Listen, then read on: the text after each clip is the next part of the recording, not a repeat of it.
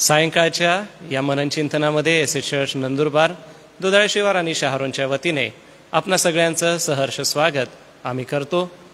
विजयसंगीतातलं एक गीत आपण गाणार आहोत, प्रभू माझा सर्व मार्गी. विजयसंगीत गीत नंबर 36. मी डॉक्टर रेव्हरंड जी जयकर पाळक साहेब आपणाला विनंती करतो, कृपया आपणही पुढे यावं. विजयसंगीत गीत नंबर 36, प्रभू माझा सर्व मार्गी. कोण मित्र येशू आणि या चालीवर. प्रभू माझा सर्व मार्गी, नित्य मला चालवी. वात्सल्य प्रीती तयाची, मनी मी वागवी. दिव्य शांती सौख्य तृप्ती, त्यामध्येची मिळती. कष्ट यस येवो तरी, पुरविल तो शक्ती. प्रभू माझा सर्व मार्गी, राई मज संगती. चुकतो मी मार्गी जरी, तरी मज सावरी. जीवनाचे अन्न पाणी, पुरवी सदा मला. प्रस्तरातून उफाळे, हर्ष जरा पाहिला. प्रभू माझा सर्व मार्गी, आहा प्रेम पूर्णता. पित्याच्या गृहीतोने ते पूर्ण तृप्तता. आत्मा तेव्हा माझा करी, अमरत्व परिधान. प्रभुनेच चालविले, गात राहू हेच गा.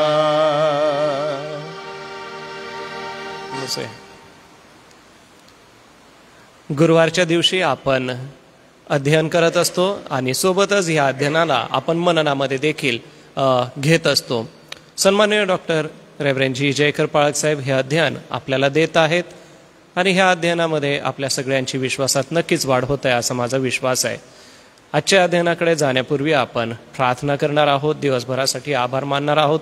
आपल्यामध्ये आपल्या मंडळीचे वडील श्री बी के वळवी सर आहेत. मी वळवी सरांना विनंती करेन, कृपया आपण पुढे यावं, आरंभीची प्रार्थना करावी, येणाऱ्या वचनासाठी आपण प्रभूचं सहाय्य मागावं.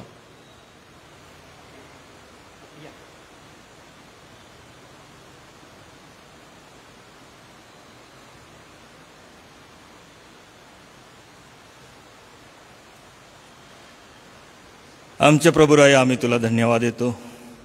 आजच्या या सायंकाळच्या वेळेस प्रभू परमेश्वरा पुन्हा एक वार तुझ्या पायाजवळ येण्याची ही संधी दिलीस. परमेश्वरापा, गेल्या काही वर्षापासून प्रभू परमेश्वरापा आम्ही तुझ्या जिवंत वचनाच्या प्रभू परमेश्वरापा अध्ययन करीत आहोत. आणि अध्ययनासाठी प्रभू परमेश्वरापा तू आमच्या पुढाऱ्यांच्या मनात तू घातलंस आणि त्यांनी जी योजना केली. आणि प्रभू परमेश्वरापा आम्हा सर्व विश्वासणाऱ्यांसाठी, सेवकांसाठी प्रभू परमेश्वरापा हे अध्ययन आम्ही करावं आणि ते आमच्या जीवनात लागू करून आम्ही इतरांनाही प्रभू परमेश्वरापा त्यात सहभागी करावं ही तुझी इच्छा आहे. आणि म्हणून नित्य नेमाने प्रभू आज पुन्हा एक वार परमेश्वरा, आम्ही सर्वजण तुझे दास आम्ही एकत्र आलेलो आहोत. प्रभुरया, या तुझ्या प्रकल्पाबद्दल आम्ही तुला धन्यवाद देतो. आतापर्यंत जे अध्ययन केलं प्रभू परमेश्वरापा, त्यात आम्हा सर्वांना तू सहाय्य झालास. विशेष प्रभू परमेश्वरापा, ज्यांना जबाबदारी दिली ते आमचे प्रिय पाळकसाहेब डॉक्टर ग्लॅडविन जयकर. परमेश्वरापा, ते अतिशय कष्टाने आणि प्रभू परमेश्वरापा वेळ देऊन अध्ययन करून प्रभू परमेश्वरापा अनेक प्रकारचे जे पुस्तके आहेत त्यांचे अवलोकन करून अनेक प्रकारचे संदर्भ देऊन किंवा ते प्रभू शोधून ते आमच्या पाशी आणतात आणि हे तुझे जिवंत वचनाचा उलगडा आमच्यापर्यंत आणतात. आम्ही तुला धन्यवाद देतो. त्यांना तू सहाय्य होतोस. आज पुन्हा प्रभू नव्याने जे अध्ययन आमच्यासाठी तू आणलेलं आहेस, जे वचन आमच्यासाठी तू राखून ठेवलेलं आहे प्रभू, ते पुन्हा घेत असताना विशेष करून प्रभू पाळकसाहेबांना तू सहाय्य हो आणि त्यांच्या मुखी प्रभू परमेश्वरापा जे वचन तू टाकलेलं आहे ते आमच्या कानापर्यंत पोहोचत असताना ते मानसिकरित्या प्रभू परमेश्वरा आम्ही ते ग्रहण करावं. आणि म्हणून प्रभू हे वचन आम्हासाठी आत्मा आणि जीवन असं होऊ दे. ऑनलाईन प्रभू परमेश्वरापा आमच्या मंडळीचे अनेक सदस्य किंवा अनेक विश्वासणारे प्रभू परमेश्वरापा हा अभ्यास किंवा हे अध्ययन पाहत आहेत, ऐकत आहेत, नोंदी घेत आहेत प्रभू, त्यांनाही तू आशीर्वादित कर असं आम्ही विनंती करतो. पुढची वेळ आम्ही तुझ्या हाती सोपतो बापा. येशूच्या नावानं मागतो म्हणून तू एक बाबा. आमेन. धन्यवाद सर. आपण शृंखला 2 मधील 8व्या धड्याकडे जात आहोत आणि मंडळीमध्ये आपलं जे योगदान आहे किंवा मंडळीमध्ये सेवा करणे याबद्दलचं आपण आज मननचिंतन करणार आहोत. यासाठी मी सन्माननीय डॉक्टर रेव्हरेंड जी जयकर पाळकसाहेब आपलं स्वागत करतो. प्रार्थना गटाच्या वतीने कृपया आपण पुढे यावं व अध्ययन द्यावं.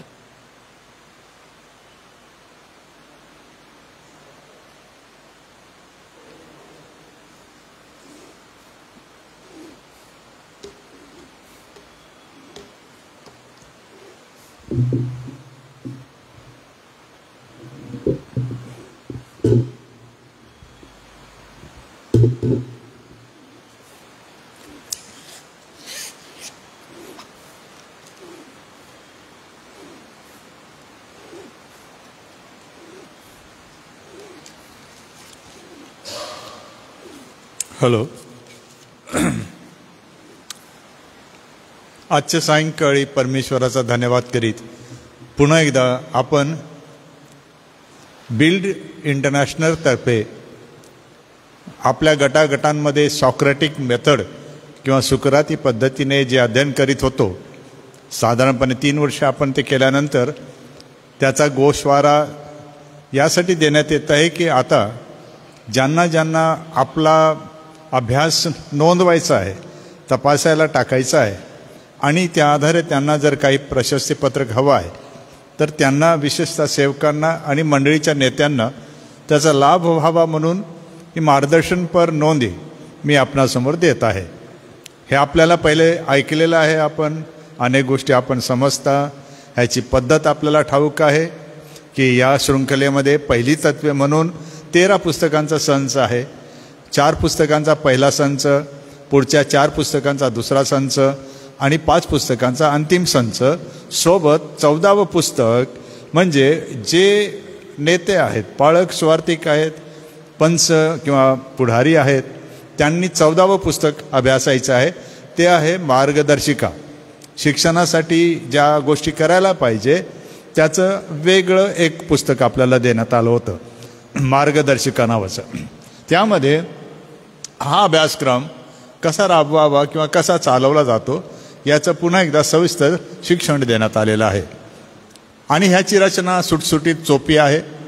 प्रत्येक धड्यामध्ये 6 खंड आहेत. पवित्र शास्त्राच्या अभ्यासाने त्याची सुरुवात होते.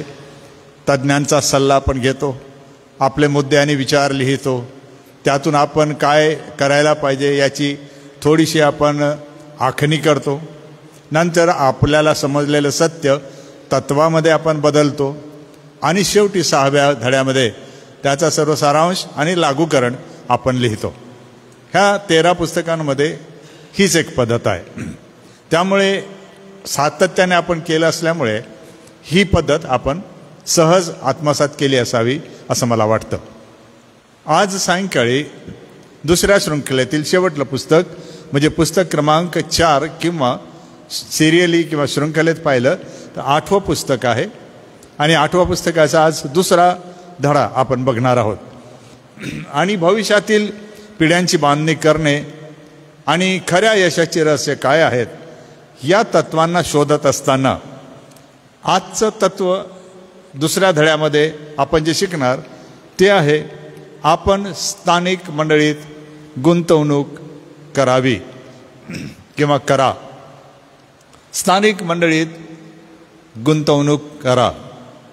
Invest into the local church you belong to. ज्या मंडळीमध्ये आपण सभासद आहात किंवा कुटुंबाचा भाग झाला आहात त्या मंडळीमध्ये आपण गुंतवणूक करायला शिका. असा हा धडा आहे. या धड्यासाठी आजचा शास्त्रभाग आहे रोमकराचं पत्र 12वा अध्याय. आपण 1 ते 2 अगोदर पाहिलेलं आहे जीवनक्रम कसा असावा. आता 3 ते 16 मध्ये या गुंतवणुकी संबंधाने पौल मंडळीला किंवा आपल्याला काहीतरी शिकवत आहे आणि काही तत्वे सांगत आहे. रोमकराचं पत्र अध्याय 12 वचने 3 ते 16. मी आपणासाठी वाचतो, आपण लक्ष द्या. पौल म्हणतो रोमकराच्या मंडळीला, कारण मला प्राप्त झालेल्या कृपादानांवरून मी तुम्हापैकी प्रत्येक जणाला असे सांगतो की आपल्या योग्यतेपेक्षा स्वतःला अधिक मानू नका, तर देवाने प्रत्येकाला वाटून दिलेल्या विश्वासाच्या परिमाणानुसार मर्यादेने स्वतःला माना. कारण जशी आपणाला एक शरीर असून त्यात पुष्कळ अवयव आहेत, तरी त्या सर्व अवयवांचे कार्य एकच नाही. तसे आपण पुष्कळ जण असून ख्रिस्तामध्ये एक शरीर आणि प्रत्येक जण एकमेकांचे अवयव असे आहोत. आपल्याला प्राप्त झालेल्या कृपादानांप्रमाणे आपल्याला निरनिराळी कृपादाने आहेत. म्हणून ईश्वरी संदेश सांगावायचा असल्यास तो आपल्या विश्वासाच्या प्रमाणाने सांगावा. सेवा करताना सेवेत तत्पर असावे, शिकविणाऱ्याने शिक्षण देण्यात, बोध करणाऱ्याने बोध करण्यात तत्पर असावे, दान देणाऱ्याने ते औदार्याने द्यावे, अधिकाऱ्याने आपले काम आस्थेने करावे, दया करणाऱ्याने ती संतोषाने करावी, प्रीतीमध्ये ढोंग नसावे, वाईटाचा वीट माना, बऱ्याला चिटकून राहा, बंधुप्रेमाच्या बाबतीत एकमेकांना खरा स्नेह भाव दाखवा. तुम्ही प्रत्येकजण दुसऱ्याला आदराने आपणापेक्षा थोर माना. आस्थेविषयी मंद असू नका, आत्म्यात उत्सुक असा, प्रभूची सेवा करा, आशेने हर्षित व्हा, संकटात धीर धरा, प्रार्थनेत तत्पर रहा, पवित्र जनांच्या गरजा भागवा, आतिथ्य करण्यात तत्पर असा.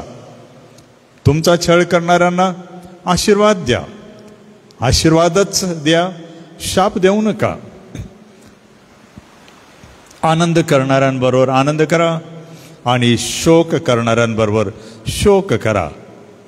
परस्पर एकचित्त असा, मोठमोठ्या गोष्टींवर चित्त ठेवू नका, तर लीन वृत्तीच्या लोकांचा सहवास करा. स्वतःला शहाणे समजू नका. परमेश्वर देव ही वचने वाचत असताना आणि आपल्या कानात पडत असताना आपल्याला प्रेरणादायी, बदल घडून आणणारे आणि प्रभावित करणारे हे देवाचं वचन ठरो. आपण जर पुस्तक बघितलं तर त्याचा एक छोटासा गोषवारा मी देतो, तो तुम्हाला त्या पुस्तकामध्ये सापडेल. परंतु मी वेचे असं मराठीत म्हणतात की मुख्य मुद्दे किंवा मुख्य वाक्ये मी वेगळे केले, एकत्र केले आणि तुम्हाला दिले. तुमची वेगळे असू शकतात, माझे वेगळे असू शकतात, माझ्याप्रमाणेच तुमचे असावे असा अर्थ नाही. म्हणून माझे जे वेचे आहेत ते या प्रकारे. पहिली गोष्ट, आपण पौलाचे काही जे विचार आहेत ते लक्षात घ्या. रोमला 12व्या अध्यायामध्ये आपली गुंतवणूक करा या संदर्भात पौल सांगत असताना पौलाचे जे विचार आहेत ते लक्षात घ्या. जर कोणाला यावर अधिक अभ्यास करायचा आहे, माहिती हवी आहे, तर मी तेथे त्या पुस्तकांचा इंटरनेटवरचा संदर्भ दिलेला आहे. ती वेबसाईट आहे, त्यानुसार तुम्हाला हवं ते पाहू शकता. कारण मी ते वाचन केलं आणि त्याच्यातून पण मला काही मदत झाली आहे. काही विचार जे आहेत ते असे. पहिला विचार असा, या युगाकरता ख्रिस्ताच्या योजनेतील स्थानिक मंडळीचे बायबल अनुसार महत्त्व समजणे. म्हणजे पौल असं म्हणतो, मंडळीचं महत्त्व समजून घ्या. हे फार महत्त्वाचं वाक्य आहे. मी विश्लेषण देईन पुढे, पण त्याच्या मनात काय विचार आहे, तो काय सांगतोय. हे सर्व करता तुम्ही, पण या सर्व करण्यामध्ये मंडळीचं महत्त्व लक्षात घ्या. दुसरी गोष्ट, आपली वैयक्तिक वेळ, आपलं संसाधनं गुंतवणूक करताना आपण इतरत्र ते करतो, परंतु मंडळीत ती गुंतवणूक करायला शिका. आपला वेळ आहे, आपली वेळ, आपली संसाधनं, पैसा अडका, बुद्धिमत्ता, कला, ठीक आहे, तुम्ही आपल्या आपल्या क्षेत्रात वापरता, उपयोगी करता, निवेश करता, पण तसं तुम्ही कुठे करा, मंडळीत सुद्धा करा. तिसरा विचार तो सांगतो असा की स्थानिक मंडळीमध्ये प्रभावी व परिणामकारक सहभाग. स्थानिक मंडळीमध्ये प्रभावी आणि परिणामकारक सहभाग आपण घ्यावा किंवा आपण सक्रिय बनावे. निष्क्रिय बनू नये, सक्रिय बना. सहभाग घेतल्याने तुम्ही सक्रिय बनता. मग कोणतीही ती गोष्ट असो, तुम्ही भाग घेता तर सक्रिय बनता. उदाहरणार्थ, मंडळीची काही छोटीशी कार्यक्रमाची काही गोष्ट असेल तर कोणी काही तुम्ही त्यामध्ये भाग घ्या. तटस्थ राहू नका, उदासीन राहू नका, सहभाग घ्या आणि सक्रिय बना. जर तुम्ही सहभागी होत नाही तर तुम्ही सक्रिय राहू शकत नाही, असं त्याचा अर्थ आहे. चौथी गोष्ट तो सांगतो, आपला विचार मांडताना तो म्हणतो की आपल्या कृपादानांचा आणि कलागुणांचा योग्य वापर करून देवाप्रती समर्पित रहा. देवाने कृपादाने आणि कलागुण आपल्याला दिले आहेत, त्यांचा योग्य वापर करून सर्व करताना तुम्ही कुठे समर्पित राहा, देवाप्रती समर्पित राहा. आता ह्यावर मी विश्लेषण देईन तुम्हाला, पण तुम्ही ते नीट लक्षात घ्या की माझे शब्द जे आहेत ते थोडं काही वेळेला सैद्धांतिक आहेत, म्हणून मी त्याची नोंद तुम्हाला देईन, पण थोडं ऐकून घ्या पहिले. पाचवी गोष्ट तो सांगतो, हे सर्व करताना 1, 2, 3, 4 म्हणजे महत्त्व समजून घ्या, मंडळीत गुंतवणूक करा, प्रभावी परिणामकारक सहभाग घ्या, योग्य वापर करून समर्पित व्हा.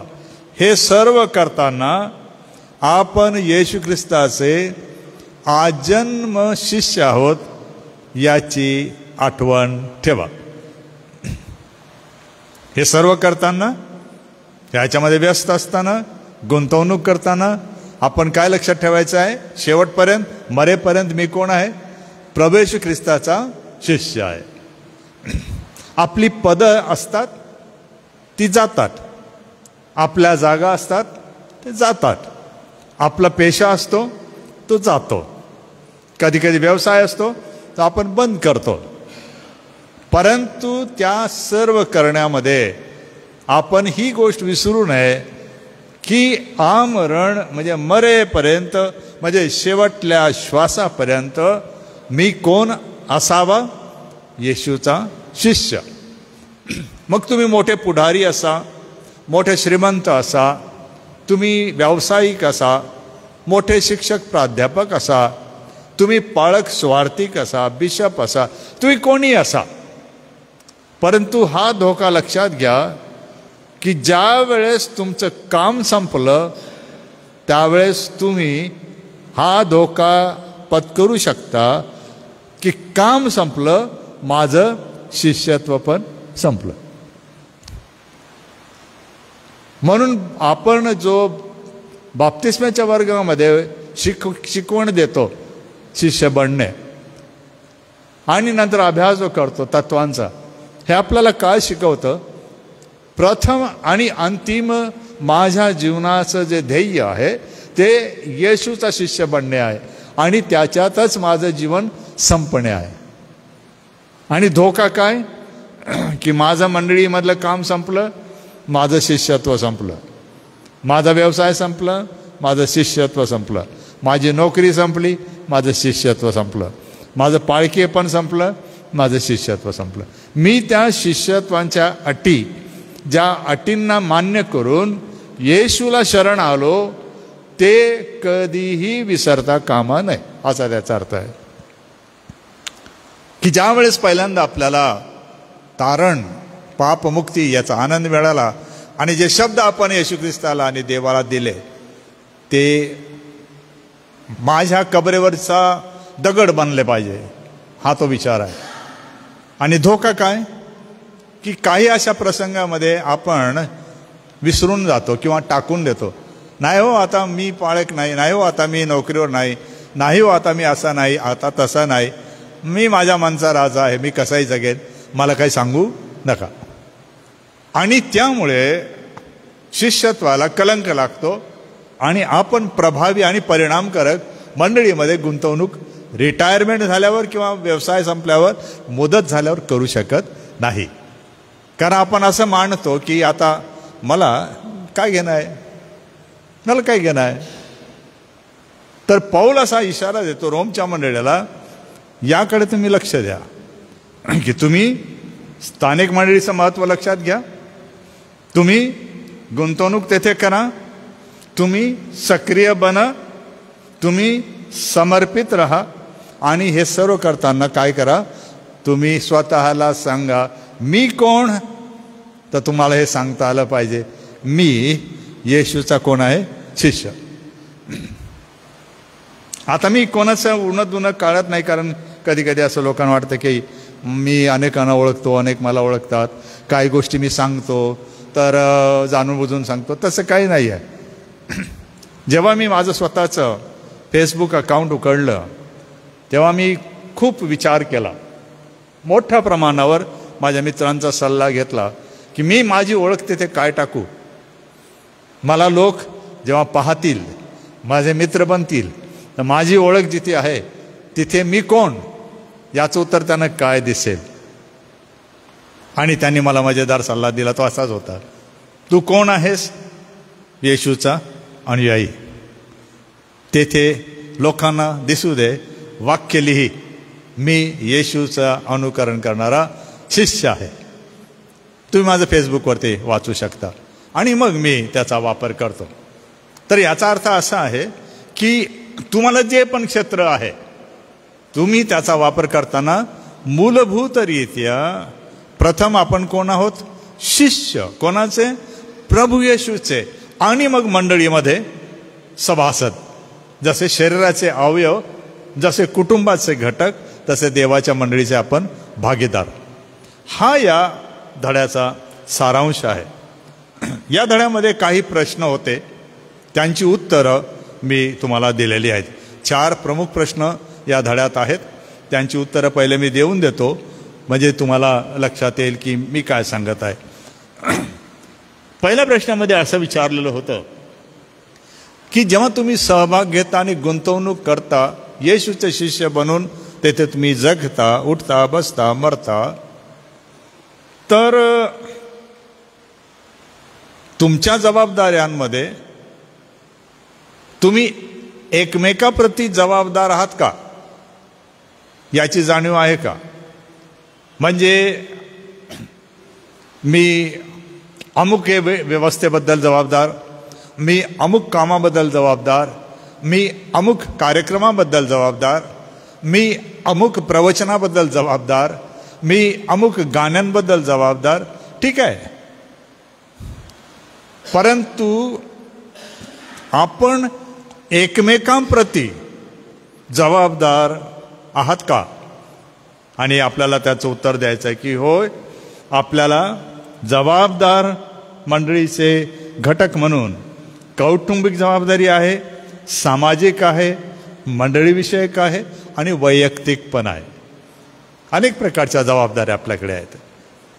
म्हणून आपण म्हणू शकतो की ख्रिस्ताची मंडळी एक शरीर, कुटुंबांचं कुटुंब असल्यामुळे या शरीरातील प्रत्येक घटक किंवा अवयव त्याप्रती मी काय आहे? जबाबदार आहे. I am responsible to the members of the body of Christ, no matter what. I may be a singer, I may be an usher, I may be somebody doing something in the church, but besides all that, I am also responsible to the members of the church. No matter who they are, what they are, but I am responsible. ते कोण आहेत, ते कसे आहेत, यापेक्षा मोठी जबाबदारी येशूचा शिष्य म्हणून आणि मंडळीत गुंतवणूक करण्यासाठी देवाने पाठविलेला एक कारभारी म्हणून मी प्रत्येकाकडे मी जबाबदार आहे. मी देणं लागतो. देवाने मला त्यानं सोपवलं आहे. यांनी देवाला अधिक चांगल्या प्रकारे संतोषविला पाहिजे या विचाराने मी बांधून घेतलं पाहिजे. दुसरा प्रश्नाचं उत्तर आहे की देवाने आपल्याला काही कृपादानं दिली आहेत की नाहीत? पाऊल म्हणतो दिलेली आहेत. मग काय करा तुम्ही या कृपादानांना संयुक्त रीतीने वापरा. कारण कोणतंही एकमेव कृपादान वापरणं धोकेदायक आहे. एकापेक्षा जास्त कृपादानांचा वापर करा. आणि जर पौलाचं शिक्षण 1 कोरिंथ 12 प्रमाणे बघितलं तर 3 घटकांमध्ये ही कृपादानं त्याने दिली. आणि इफिस्कराचं पत्र 4 अध्याय घेतला 11 ते 16 मध्ये, तर त्याने मंडळीवर देण्यात आलेल्या पंचपत्री सेवा कार्याचं विवरण दिलं. म्हणजे ही कृपादानं आहेत, पवित्र आत्मा देण्यात आला त्यामुळे आहेत, पण त्यांचा विनियोग, त्यांचा वापर एकट्या कृपादानाचा होता कामा नये, कारण ते धोकादायक आहे. तुम्ही एकापेक्षा जास्त मिळून ते करा, असा त्याचा अर्थ आहे. तिसरं आहे की कृपादानांचा उपयोग करताना सेवा भावाने करा. सेवाभाव हा शब्द लक्षात घ्या. भाव, सेवा, भाव. द ॲटिट्यूड ऑफ मिनिस्ट्री और सर्व्हिस. आपला कल कसा असायला पाहिजे? एका मालकाचा नेमलेला दास. मी मिळवला आहे असं नाही, मला देण्यात आला आहे. जसा भोजन कारभारी आहे, त्याने वाढायला मला पाठवलं आहे. या सेवेकडे, सेवेच्या दृष्टिकोनाने माझं कर्तव्य मला पूर्ण करायचं आहे, कार्यक्रम म्हणून नाही. आणि चौथ्या प्रश्नाचं उत्तर तिथे आहे की ह्या जगामध्ये इतकी वर्दळ आहे, इतका वेग आहे, इतकं दळणवळण आहे, इतकं जाणं येणं आहे, इतकं तंत्रज्ञानाचा अगदी म्हणजे महापूर वाहत आहे. अशा या सर्व गुंतागुंतीमध्ये आपण वास्तविक सत्याकडे कानाडोळा करून आभासी विचारांकडे, आभासी जगाकडे वळू शकतो. हा शब्द नीट लक्षात घ्यावा लागेल. वास्तव जग आणि आभासी जग, virtual world and real world. Virtual world म्हणजे जे तंत्रज्ञानाने समृद्ध असणारं सर्व प्रकारचं इलेक्ट्रॉनिक जग, तंत्रज्ञानाने महापुराने वाहत असलेलं हे जग. पण तेथे काय आहे? आभास आहे, प्रत्यक्षात वास्तविकतेमध्ये ते नाही. जसं मोबाईल आहे, हे यंत्र आहे, मशीन आहे. मी आता मागे आपण क्रिकेटची मॅच बघितली असेल, मजेदार मॅच झाली भारताची श्रीलंकेबरोबर. पहिला 20 षटकांचा सामना आणि रिंकू सिंगने कमाल बॉलिंग टाकली नाही का. पण आता मी समजा बघत आहे मोबाईलवर, पण मी त्याच्याशी भेटू शकत नाही, त्याच्याशी बोलू शकत नाही, त्याला हात मिळवून मी त्याला अभिनंदन करू शकत नाही. पण मी कसं करतो? लाईक करतो, कॉमेंट करतो, काहीतरी आयकॉन पाठवतो है ना, आणि त्याला हजारोंनी मिळतात, तो खुश होऊन जातो. पण प्रत्यक्षात त्याला माहीत नाही की ग्लॅडविन जयकर कोण आहे. आम्ही कधीच कोणाला एकमेकाला बघितलेलं नाही, पण काय जबरदस्त त्याने बॉलिंग केली, एक कॅच काय घेतला वगैरे वगैरे. पण मी प्रत्यक्षात ते पाहिलं नाही, ते मला तंत्रज्ञानाने दाखवलं, पण मी प्रत्यक्षात पाहू शकलो नाही. पण जवळजवळ ते तसंच होतं जसं तिकडे घडत होतं. ह्याला आभासी जग आपण म्हणतो. आणि अडचण अशी आहे, हा विषय मी मांडलेला आहे माझ्या याच्यात, की आपण क्षणामध्ये जेव्हा या गतीला समजू शकत नाही, तेव्हा कृपादानांपेक्षा आणि आपल्या कलागुणांपेक्षा कुठे वळतो? आभासी जगाकडे. आपल्याला गीते आवडतात, तर आपण गाण्याऐवजी, साहित्य वापरण्याऐवजी आपण सगळं ते जे उपलब्ध आहे माध्यमांवर त्याचा वापर करतो. या माध्यमांवर सर्व आहे, कीबोर्ड्स आहे, तुमचं सर्व वाद्य आहेत, तबला आहे, सर्व प्रकारचं आहे. माझ्या इथे पण मी स्टोअर केलं, मला लागतं कधी कधी. परंतु मी हाताने तबला जो वाजवत होतो पूर्वी अनेक कार्यक्रमांमध्ये, स्टुडिओमध्ये, तर ते प्रत्यक्षात बरेच वर्ष झाले नाही करता आलं मला. पण मला मेंदूमध्ये माहीत आहे की ते संगीत काय आहे, तर मी याचा वापर करतो, पण तेवढ्या पुरता जितकं मला हवं आहे. ह्याच्या आहारी मी जात नाही. त्याचं एक कारण म्हणजे मला ठाऊक आहे हे कोणतं जग आहे? आभासी. पौल आता रोमच्या मंडळीला त्या काळातही हे म्हणत होता की रोमच्या साम्राज्यामध्ये तुम्ही गुलाम म्हणून जरी जगत आहात, तरी रोमचं वैभव हे टिकाऊ नाही, ते तात्पुरतं आहे आणि कसं आहे? आभासी आहे. तुम्हाला असं वाटतं की कैसर हा त्राता आहे, वाचविणार आहे, तुम्हाला प्राणदान देणार आहे, तुम्हाला जीवन देणार आहे, असं तुम्हाला वाटतं.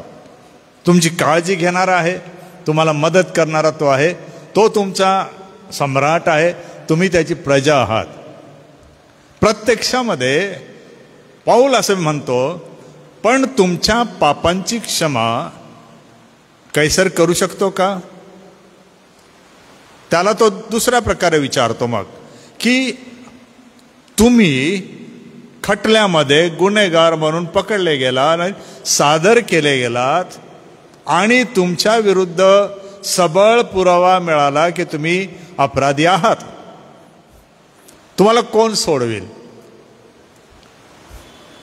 कैसराची मर्जी असेल तर सोडेल, ती गोष्ट खरी. न्याय विकत घेता येत होता त्या काळात, पण ती पण गोष्ट खरी. परंतु पौल असं म्हणतो की त्याहीपेक्षा कठीणतम अशी पण शिक्षा आहे की जिच्यातून तुम्हाला आणि मला कोणीही सोडू शकत नाही. म्हणून हे जरी तुम्हाला डोळ्यांना सध्या दिसतं, तर ते हे कसं आहे? तात्पुरतं आहे. त्याच्या विरुद्ध तो मंडळीला उभं करतो आणि म्हणतो, या मंडळीमध्ये तुम्ही गुंतवणूक का करा? कारण मंडळीला देवाने त्याची योजना म्हणून सर्व काळासाठी निवडलेला आहे. पण तेथे तुम्हाला त्याग आहे, तेथे तुम्हाला कष्ट आहेत, तेथे तुम्हाला वेदना आहेत, तेथे तुम्हाला नुकसान आहे, तेथे बेबनाव आहे, तेथे भांडणं आहेत, तेथे काही वेळेला मनाविरुद्ध गोष्टी घडत आहेत, ह्या होणार आहेत. परंतु तरी एक दिवस पुनरुत्थान जे आहे, धन्य पहिले पुनरुत्थान, त्यानंतर प्रत्येक येशूच्या शिष्याला सार्वकालिक जीवन आणि ऐश्वर्य संपन्न ते भव्य स्वर्गीय जीवन तो देणार आहे, जे कधी संपणार नाही. म्हणून तुमची जी गुंतवणूक आहे या जगात पण करा, चांगलं आहे, परंतु सोबतच देवाची योजना जी मंडळी आहे त्यामध्ये पण करा. आणि मग आता विशेषतः पैशाडक्या संदर्भात मी या अध्यायात बोलत नाही, मी 16व्या अध्यायामध्ये कधी आलो तर मी त्याबद्दल बोलेन. परंतु कोणती गुंतवणूक करा त्याच्यामध्ये जर तुम्ही बघाल वचन 3 पासून 16 पहिली गोष्ट आहे तुम्ही नम्रता बाळगा. गुंतवणूक करायची तुम्हाला असं वाटतं, नम्र असा. If you want to invest in the church of God, be humble. Paul talks about it in verse 3. B humble, नम्र असा. 4 आणि 5 तो म्हणतो समजून घ्या काय, ख्रिस्ताच्या शरीरामध्ये एकता आहे, विविधता पण आहे. ख्रिस्ताच्या शरीरात काय आहे? एकता आहे, आणि सोबतच काय आहे? विविधता आहे. म्हणून आपल्याला त्यांनी उपमा देऊन सांगितलं, शरीराचे अवयव तसे मंडळी आणि सभासद, या दृष्टिकोनातून पौल सांगतो. आणि म्हणून आपण प्रत्येक जण एकमेकाला कसे आहोत? बांधलेले आणि जबाबदार. 6 ते 8 या वचनांमध्ये कृपादानांचा वापर करणे याबद्दल तो सांगतो. कारण पुष्कळदा असं होतं की कला, गुण आणि कृपादाने याच्यातला फरक लोकांना कळत नाही. Gifts of the holy spirit and your talents and art are different things. काही जणांना उपजत काही कला असतात, काही जण कला अवगत करतात, काही जणांमध्ये प्रतिभा संपन्नता असते. आता ऑलिम्पिकबद्दल मला सांगावंसं वाटतं की एक तुर्कस्तानचा खेळाडू 51 वर्षाचा आहे. त्याने कुठल्याही प्रकारच्या त्या पिस्तूलबाजीमध्ये वापरण्यात येणाऱ्या सर्व कवचांचा वापर केला नाही. साध्या सुध्या कपड्यात, डोळ्याच्या चष्म्यात आला. 51 त्याचं वय आहे. पिस्तूल धरली, फायर केलं आणि 3रं बक्षीस मिळवलं. जेव्हा की दुसरे स्पर्धक बघितले असतील तर ते सर्व डोळ्याला चष्मे आणि झापड आणि सर्व ते कवच सर्व घालून ते आलेले होते. हा एकटा साध्या वस्त्रात होता. याला म्हणतात टॅलेंट. की जेव्हा जग सांगतं, तंत्रज्ञान सांगतं असं असं केल्याने असं असं होतं, तेव्हा तुमच्या माझ्यासारखा माणूस येतो, फायर करतो, 3रं बक्षीस घेऊन जातो. ह्याला म्हणतात टॅलेंट. पण तो प्रशिक्षित आहे याच्या शंका नाही, पण त्याने नाकारलं ते. जसं दाविदाने शौलाचे जे अंगावरचे होते चिलखत वगैरे नाकारले. ते टॅलेंट म्हणतात त्याला. सर्वांना नसतं ते. पण कृपादान हे पवित्र आत्म्याच्या द्वारे. आणि तो म्हणतो म्हणून तुम्ही या कृपादानांकडे पण लक्ष द्या, केवळ तुमच्या टॅलेंटकडे लक्ष देऊ नका. या कृपादानांमध्ये आहे मग तो सांगतो भविष्यवाद. की भविष्यवादाबद्दल तो सांगतो की तुम्ही भविष्यवाद करता तेव्हा काय. आणि जो भविष्यवाद देवाच्या वचनामध्ये बसत नाही तो मान्य करायचा नाही. परंतु त्याला एक गोष्ट त्याने सांगितली की वचन 6 तुम्ही बघा, एक शब्द आहे 6च्या शेवटल्या वाक्यामध्ये, आपल्या विश्वासाच्या प्रमाणाने. प्रमाण म्हणजे माप. याचा अर्थ असा, पवित्र आत्म्याने दिलेल्या कृपादानामध्ये आपल्या विश्वासाचं माप सुद्धा महत्वाचं आहे.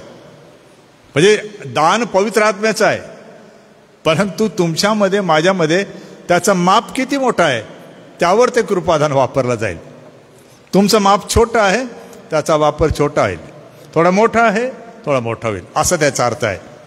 म्हणजे जर तुम्हाला आणि मला देवाच्या कृपादानांमध्ये वाढायचं असेल तर मुळात काय करावं लागेल, आपलं प्रमाण म्हणजे माप वाढतं ठेवावं लागेल.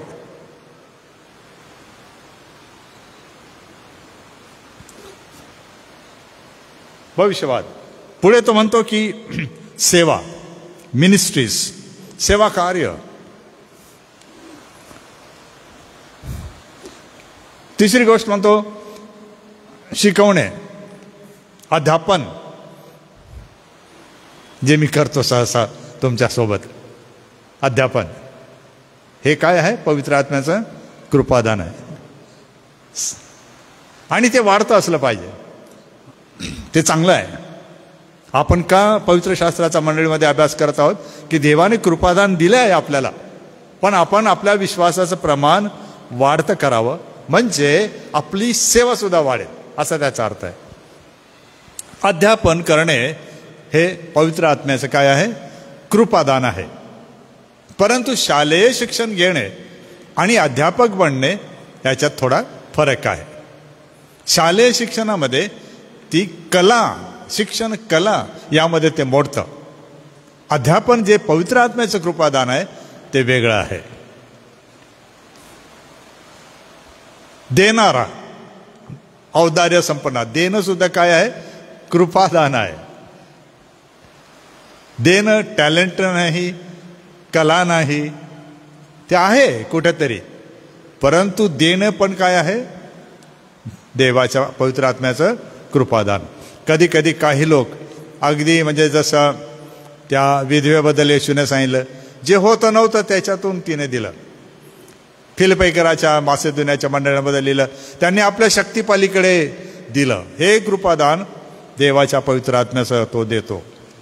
नेतृत्व करणे, जो अधिकारी आहे किंवा नेतृत्व करणारा आहे वगैरे वगैरे, ते त्यांनी त्याच्यासाठी परिश्रम करून नेतृत्व कसाला लावावे. आणि हे नेतृत्व म्हणजे लोकांचंच नेतृत्व नाही, तर पवित्र आत्म्याच्या कृपादानाच्या सामर्थ्याने देवाच्या मंडळीचं नेतृत्व करणे, बोध करणे, दया वगैरे वगैरे अनेक गोष्टी आहेत. आणि ह्याचा शेवट आहे तो असा की तुम्ही हे सर्व कृपादान वापरत असताना खबरदारी घ्या. कोणती? प्रेम करा, पण ढोंगाने करू नका. लपून कपटाने दाखवू नका तुम्ही प्रेम करता. कसं ओळखायचं प्रेम करता? तर काय तुम्ही आपला त्याग करायला तयार आहात, तर प्रेम करणे म्हणजे त्याग करणे. दुसरी गोष्ट, दांभिकता, फसवाफसवी बिलकुल नको, लपंडाव नको. वाईटाचा तिरस्कार करा. दयाळूपणे वागा. मागे पडू नका. तत्पर असा. आशेने आनंदी रहा. संकटांमध्ये धीर धरा. संतांच्या गरजा पूर्ण करा. म्हणजे आदरातिथ्य आहे. आणि हा शब्द समजणं गरजेचं आहे. ग्रीकमध्ये मजेदार आहे. आदरातिथ्य म्हणजे कधी कधी याचा अर्थ त्यावेळेला दिलेला किंवा देण्यात आलेला किंवा ज्याचा छळ होत आहे किंवा नुकसान होत आहे असा. म्हणजे मी झळ सोसून मी माझ्या ख्रिस्ती बांधवांचा काय करतो, आदरातिथ्य पाहुणचार करतो असं. आणि शेवटी 14, 15, 16 मध्ये आपण बाहेरच्या लोकांशी संबंधित आपण काय करावं. आपला छळ होता तेव्हा आशीर्वाद द्या, शाप द्यायचा नाही. द्वेष बाळगू नका. तुमचा छळ कोण करतो याकडे लक्ष न देता देवाची इच्छा समजून घ्या. आणि अंतिम म्हणजे जे आनंद करतात त्यांच्याबरोबर आनंद करा आणि जे रडतात त्यांच्याबरोबर रडा. नम्र सहवास, फेलोशिप, सहवास ठेवा. पण सर्वात शेवटी अत्यंत महत्त्वाचं वचन पौल सांगतो, तुम्ही स्वतःला शहाणे समजू नका. अनेक गोष्टी आहेत आणि हे सर्व असताना तुम्ही शिष्या नात्याने या सर्व कलागुणांचा, तुमच्या देवाच्या पवित्र आत्म्याच्या दानांचा, तुमच्याकडे असणाऱ्या संसाधनांचा काय करा, वापर करून मंडळीमध्ये काय करा, गुंतवणूक करा. का बरं? तुमच्या गुंतवणुकीमुळे मंडळी सक्षम होईल आणि गुंतवणूक करणाऱ्याला परतफेड आहे, मोबदला राखलेला आहे. कधी कधी मजेदार गोष्टी न्यूजमध्ये येतात आणि आपल्याला कधी कधी असं वाटतं की हे शक्य होणार नाही, परंतु होतं. मी एक न्यूज वाचली, त्याच्यामध्ये एका आजोबाने काही पैसे बँकेमध्ये आपल्या नातवासाठी ठेवले होते आणि आजोबा वारले. नातवाला त्याची कल्पना नव्हती, परंतु त्याला एक दिवशी पत्र मिळालं की तुमच्या नावाने जर तुम्हीच असाल तर सप्रमाण भेट द्या आणि तुमचा राखून ठेवलेला निधी घेऊन जा. ज्या ठिकाणी गुंतवणूक आहे त्या ठिकाणी काय आहे, परतावा पण आहे, अपेक्षित आहे. आणि अलौकिक आध्यात्मिक जगात परतावा स्वर्गाच्या राज्यात आहे. या भौतिक जगामध्ये या जगाचा परतावा आहे. येथला परतावा गुंतवणुकीवरचा हा तात्पुरता आहे, चांगला आहे पण तात्पुरता आहे. पलीकडच्या जगाचा अलौकिक परतावा हा अनंतकालिक आहे आणि न संपणारा, चोरीस न जाणारा, न गंजणारा असा तो आहे, तो अविनाशी आहे. म्हणून तुम्ही जगामध्ये जशी गुंतवणूक करून पुढे जाऊ इच्छिता त्याच प्रकारे कोठे गुंतवणूक करा, मंडळीमध्ये करा. असं पौलाचं या धड्यामध्ये शिक्षण आहे. तत्व काय मग? आपण काय तत्व शिकलो ते लिहायचं. एक तत्व म्हणजे साधं, माझा विचार, मी स्थानिक मंडळीमध्ये माझ्या कृपादानांची, कलागुणांची काय करेन, गुंतवणूक करेन. हे मी शिकलो, असं त्याचा अर्थ आहे. हा धडा येथे संपला आहे. पुढच्या वेळेस आपण तिसऱ्या धड्यामध्ये जाऊ आणि देव तुम्हाला सहाय्य करो. Thank you very much for attending the build international studies on the book of first principles. We have finished the book number 8, seminar 2. We'll be continuing with it on next Thursday. I hope that you will be able to enjoy it together and you will learn how to invest yourself into the kingdom of God as well as into the church of God. देव तुम्हाला आशीर्वाद देव. Thank you very much.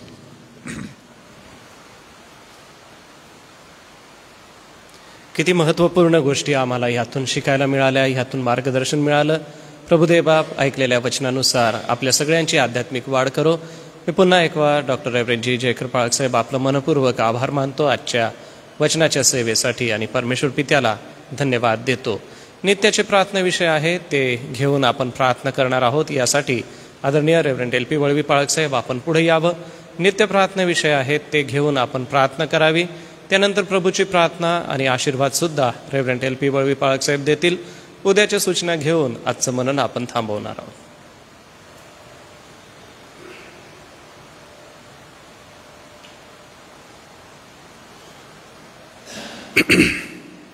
पवित्र प्रेमळ स्वर्गीय पित्या, धन्यवादित आमच्या गौरवी बापा, प्रभू येशूच्या पवित्र नावामध्ये या सायंकाळच्या समयी तुझ्या वचनाबद्दल, तुझ्या दासाबद्दल धन्यवाद देतो. तुझ्या वचनाच्या योगे जे विचार प्रभू तू आमच्यासमोर, मंडळीसमोर ठेवलेले आहे मंडळी तुझ्या योजनेचा महत्त्वपूर्ण भाग या जगामध्ये आहे आणि त्या मंडळीला प्रभू तिची रचना आणि तिची मजबूती तुझ्या उद्देशाला या जगामध्ये प्रभावी रीतीने प्रभू मंडळीच्या योगे तू पूर्ण करीत असताना जे काही प्रभू कृपादाने दिलेले आहे त्यांची गुंतवणूक प्रभू आम्ही मंडळीच्या विकास कार्यासाठी तुझ्या राज्याच्या वाढीसाठी प्रभू आम्ही करावे यासाठी सुंदर मौल्यवान शिक्षण तू आमच्यासमोर ठेवलेलं आहे. ज्या लोकांनी ऑनलाईनमध्ये तुझं वचन ऐकलेलं आहे त्या सर्वांस आपापल्या मंडळीमध्ये प्रभू आपल्या कृपादानाचा नम्रपणे त्याचा वापर करून मंडळीचा आत्मिक विकास घडून यावा आणि मंडळी तुझ्या योजनेमध्ये वाढत जावी यासाठी आमच्या प्रार्थना आहे. पुन्हा एकदा तुझ्या वचनाबद्दल तुझ्या दासाबद्दल धन्यवाद देतो. प्रभू मी प्रार्थना करतो जे आजारी दुःखी आहे, ज्या बहिणी आजारी आहेत, ज्यांची आठवण आम्ही नित्य करतो त्या सर्वांना तू स्पर्श कर प्रभू. तू आपला आरोग्याचा हात त्यांच्यावर तू ठेव. वयोवृद्ध आहे DM पाटील आणि त्याप्रमाणे अनेक हे वयोवृद्ध आहे आपल्या जीवनाच्या अगदी शेवटल्या प्रभू वाटचालीमध्ये असताना तुझी कृपा तू पुरीव आणि तुझ्या वचनाचं स्मरण त्यांना नित्य राहू दे. तुम्ही वृद्ध होत चालले असता, तुमचे केस पिकले असता मी तुम्हाला कधी सोडून जाणार नाही. ही एक सुंदर आशा तू आम्हाला दिलेली आहे आणि म्हणून आम्ही प्रार्थना करतो आणि धन्यवाद देतो. प्रभू आज सुंदर सहभागितेबद्दल मी मनापासून धन्यवाद देतो. ही प्रार्थना प्रभू येशूच्या नावात मागतो म्हणून तो आहे. प्रभूने शिकवलेली प्रार्थना म्हणून. हे आमच्या स्वर्गातील पित्या, तुझे नाव पवित्र मानिले जाओ, तुझे राज्य येऊ, जसे स्वर्गात तसेच पृथ्वीवरही तुझ्या इच्छेप्रमाणे हो. आमची रोजची भाकर आज तू आम्हास दे आणि जसे आम्ही आमच्या ऋणी सोडून सोडितो तसेच तो आमची ऋणी आम्हास सोड आणि आम्हास परीक्षेत आणू नकोस तर आम्हा सर्व वाईटापासून सोडी. कारण की राज्य सामर्थ्य हे सर्व आमेन. आता आपल्या प्रभू येशू ख्रिस्ताची कृपा, देवबापाची महान प्रीती, पवित्र आत्मेची गोड सहभागिता, देवाचे सर्व प्रियजन, देवाची निवडलेली मंडळी आणि निवडलेले राष्ट्र इस्रायल याबरोबर प्रभू येशू तू येईपर्यंत असो. आमेन. रात्री ईश्वरा तू मजला सांभाळ, आयुष्यभर राखितो करावा अति.